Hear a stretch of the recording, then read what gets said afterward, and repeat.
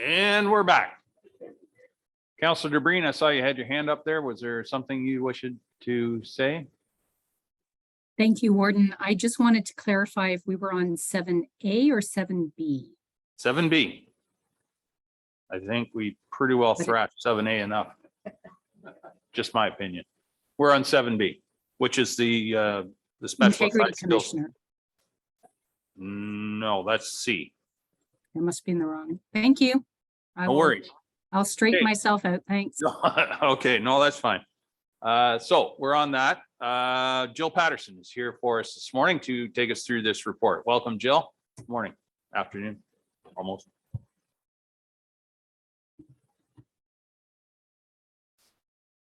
All right. Thank you, Warden Milne, and good morning, midday, afternoon, Grey County Council.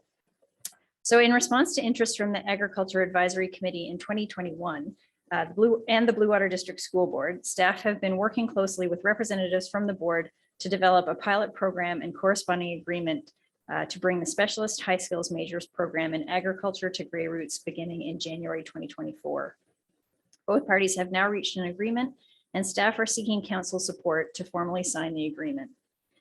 The Specialist High Skills Major program in agriculture exposes students to a variety of agriculture subjects and skills such as horticulture, crop science, animal science, and livestock production. The school board's proposing moving the location to Grey Roots to become more accessible to students, as Owen Sound is a transportation hub for the bus system. The proposal involves use of the lower level of the barn and chicken coop for animal husbandry, use of the schoolhouse for classroom space, short-term use of the Orange Hall for seed propagation, and construction of a permanent 3-season coop greenhouse, relocation of a maple syrup sugar shack, and installation of a pre-built storage shed on the regional agricultural learning and demonstration site next door to Grey Roots. Through this agreement, Grey Roots is simply providing the venue. Staff are not involved in education, planning, or delivery. All costs associated with the program will be the responsibility of the Blue Water District School Board as per the agreement. An application has been submitted to the Niagara Escarpment Commission and a site visit has been completed. Staff have received conditional approval. We're also working through with the school board to complete the necessary permits at Georgian Bluffs as well. Blue Water District School Board staff hope to access the site as soon as possible pending agreement signatures and the final NEC approval. They need to get in as soon as possible to get the site prepared ahead of the winter weather. Grey County and Blue Water District School Board are entering into a 1-year agreement, if approved, to test the pilot. During this time, both parties will have an opportunity to evaluate the suitability of the program at Grey Roots and whether any amendments to the agreement would be required before extending it beyond its pilot year. Staff will bring back a report with a recommendation for the future prior to the expiration of this agreement. I just wanted to note that I think of this initiative as a bit of a head start on our innovative practices strategic goal. From Grey Roots perspective, this is a really exciting way to activate our facilities during our low season and be a support to the agriculture community and youth. However, both sides, Grey Roots and the school board, appreciate that this is a pilot project and we want to make sure it's a good fit for both sides, especially for the students. So that concludes my presentation and I can open the floor for questions. Thank you, Jill. Councillor Mackey, I was only kidding when I suggested both of you put your hands at the same time, but go ahead, Councillor Mackey. Thanks, Mr. Warden. I'm glad you chose the right one. Jill, thanks very much. This is exciting. The agricultural education program that historically has been in Chesley has been a very valuable program to the Blue Water Board of Ed, and I think it'll be a very nice fit for Grey Roots. And I'm glad that we're entering into a 1-year contract so we can iron out, any of the wrinkles that there may be. I don't anticipate too many, but I think this is a great opportunity both for the students and for Grey Roots. So thank you for your work. Thank you, sir. Councillor McKay.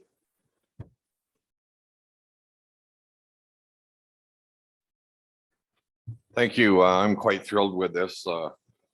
think I've been dealing with it for a number of years with my old buddies, Henry Feenstra, Everett Hall. When I bring this news back to them, I think they're going to be quite excited. And even at Henry's age, he'll still be a gung-ho guy to work on this project with the school board. So I think it's the best thing that could happen in that piece of land. So thank you very much. Thank you. Any others? Councillor Mastersods. Thank you. Through you, the warden. And for those of you that may not know, I am a former high school teacher, so I couldn't speak more highly about this program and the way in which it's expanding the educational opportunities. What I didn't understand from the report, nor from the Blue Water District School Board website, is this looking to expand the program to add a second location? Because there's reference to it being at Owen Sound District Secondary School, satellite campus at Chesley. Is this going to be a second location or a replacement location?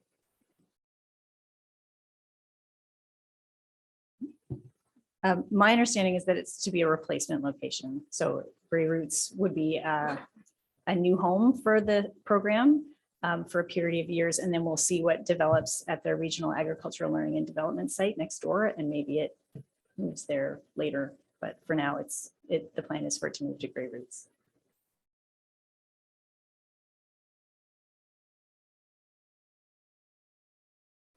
Thank you. I just need to ask a follow-up then. I don't quite, maybe I didn't ask the question correctly. Is it a replacement for the Owen Sound District Secondary School, or is it a replacement for the Chesley District Community School? In other words, are we still going to have two programs? Now the Owen Sound one is going to operate at Grey Roots? Or is it only one location that's going to be available?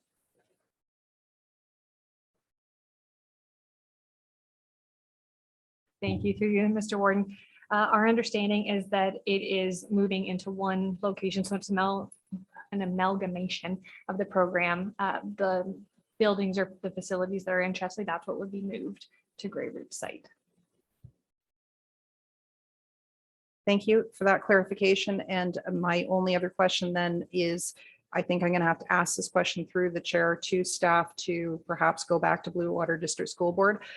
There's nothing on the District School Board website that indicates which pathways that they're offering within the agricultural high skills. So this could be workplace, it could be college, it could be university, it could be apprenticeship.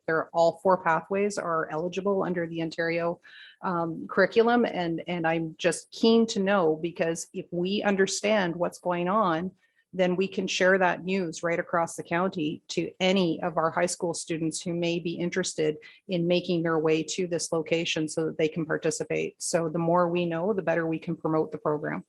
Thank you. That's it. Thank you. Councillor Eccles. Thank you, Mr. Warden, and through you to Jill. Just a couple of clarification questions when it comes down to the agreement itself.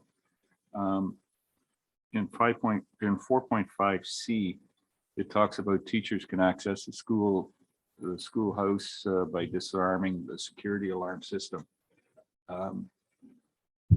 Suffering from that technological ability myself, occasionally alarm systems don't get set, alarm systems don't get shut off, and all of a sudden you've got police cars and a number of people there, and then you get a bill for that happening.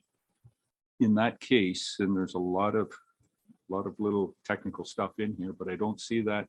Would the school board be held responsible for paying any of the fines or whatever, which I imagine Georgian Bluffs has, on false alarms, that the school board would cover that?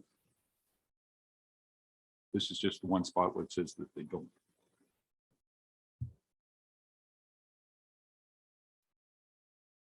There you go. Yes, the intention of the agreement is that any costs that come out of the program's use of the site are covered by the school board. So we approach them about that. The other thing is that the way our alarm system works, there would be a call out to our facilities technician. Often they can, over the phone, dismiss the alarm and no one needs to go anywhere. There's no overtime that can be sorted.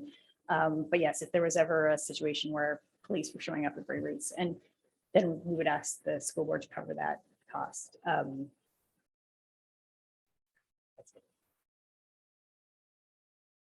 I have a second one, 4.26D. It just seemed to be kind of strange that the Blue Water District School Board shall follow the Blue Water District School Board's procurement policy. Just, wouldn't that be automatic, or why they don't follow it very often? Is that what you're saying, Matt?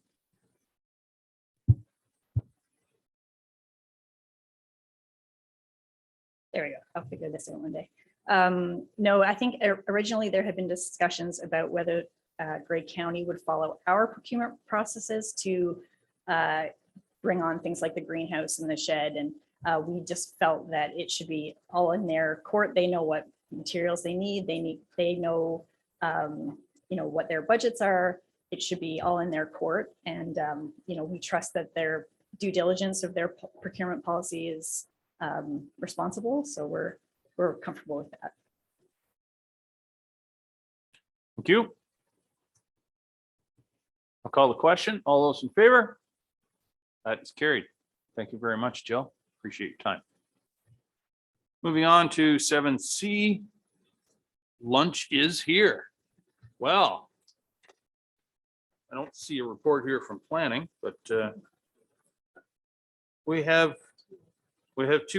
three actually, because we have a note. Right, okay. Well, let's press on. Surely it shouldn't take us too long. 7C is the Integrity Commissioner Agreement Renewal. Tara is going to take us through that report. Would someone care to move that, please? Councillor Deckard and Councillor Pringle. Tara.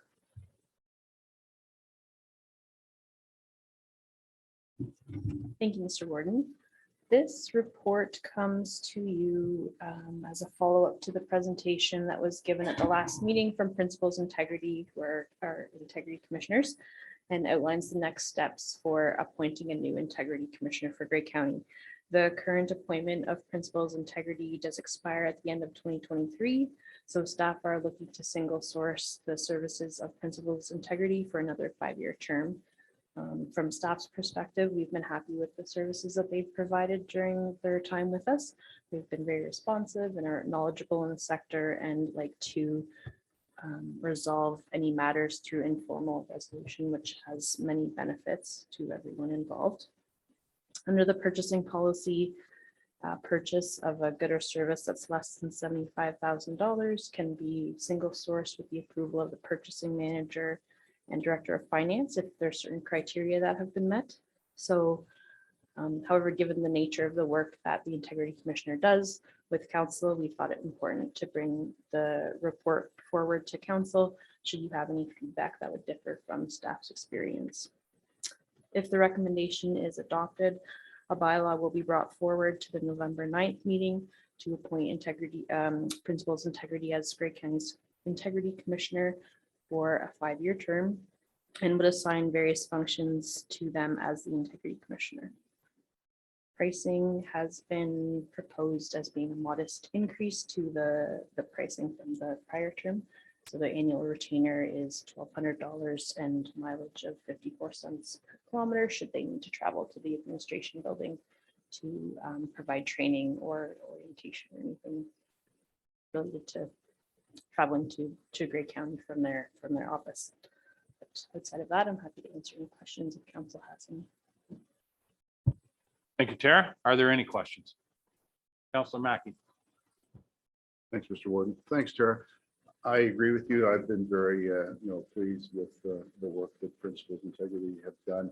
Just wondering if you have any idea, and maybe Mary Lou, what our 5-year rolling average has been per year for the costs of their services. How many? I guess it's all based on the amount of inquiries we get, but I'm just wondering if we have an average right now of what we have been paying.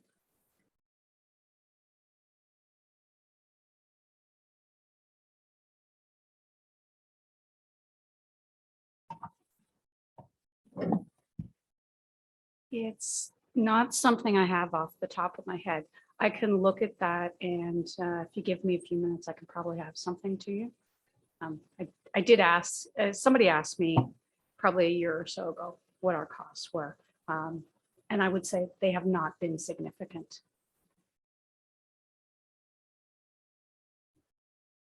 Okay, thank you, Mary Lou. Oh, Tara, go ahead. I could just give a rough estimate of a retainer of 5,000, of a total of $5,000. And then there's been a couple minor investigations. So I would say it's under 10,000, it's like $9,000 for the 5-year term, which would exclude, they have provided training for orientation and things over the years. So that doesn't include that cost, but specific to their retainer and any investigations that they've done, I would guess it would be around the $10,000 mark. Okay, thank you, Tara. Mary Lou? I did find it. In 2018, we paid just over $9,200. 2019, $6,500. 2020, $2,400. 2021, just under $2,000. And when I ran this in April 2022, to that point, we'd spent just over $2,000. So again, very minimal. Very good. Thank you, Mary Lou. Any other questions? I'll call the question. All those in favor? That is carried. Thank you very much. And Tara will take us through the next report, which is regarding the Grey County Joint Accessibility Advisory Committee membership and terms of reference. Someone care to move it? Move it, Councillor Body, Councillor Nielsen. Tara. Thank you. So this report brings forward a proposed amendment to the terms of reference for the Grey County Joint Accessibility Advisory Committee. Currently, there are 6 municipal members that form that committee alongside the various public members that have been appointed. It's had that structure since 2018 when it moved to a joint format that involved any member municipality that wished to join at the time. This committee is legislated under AODA in that there are certain matters that it must be consulted on. And the legislation also stipulates membership requirements that say that the majority of the members must identify as having a disability. The committee currently has 7 public members that have been appointed for the term of council. And you'll notice in the report that we did, as Grey County, receive correspondence from the city of Owen Sound that requested that an additional member be added to the committee that specifically resides in the city of Owen Sound, and also saying that the city of Owen Sound would like to opt into the joint committee. The current requirements in the terms of reference do not specify any geographic requirements and don't limit or require a certain number of people living in certain members living in a certain municipality. Because of the existing legislative requirements around membership, it can be difficult to recruit for a committee and then still meet all the requirements of the membership imposed by the legislation. So staff's recommendation, considering that, is that the terms of reference be expanded out to include up to 2 additional members for a total of 9 public members, but not impose any specific residency requirements. And that would have the effect of having the opportunity to broaden the representation, but would just lessen the chance we'd have difficulty filling those positions specific to members that must reside within the city of Owen Sound. If recruitment wasn't successful, then the committee could still operate as it stands today. So it's just giving that flexibility in the terms of reference. Thank you, Tara. Councillor Body. Yeah, if I can speak to it, I apologize for pulling 6A. I got all excited in my notes and put speak to next to it before I got to the end. The idea was that we were going to ask to add 1 more person from the city specifically because we were moving that committee up here. And in fact, our committee had 2 people living with disabilities that lived within Owen Sound. By adding 2 in general, and recognizing that if you didn't get the applications from Owen Sound, it would really mess things up. I'm really confident that we'll have people from within Owen Sound that will take at least one of those positions. And And so it gets us to where we want to be. So that's great. Thank you. Thank you, sir. Any other questions? Call the question. All those in favor? That is carried. Thank you very much, Tara. So that leaves 6A to deal with. Counselor Body, I would move it as is. thank you very much. Seconder, Counselor Mackey, discussion. All those in favor? That is carried. There are no closed meeting matters. There is no other business. Is there any notices of motion? Not seeing any. I need a motion to adjourn. Counselor McKay and Counselor Carlton. We're adjourned. Lunchtime.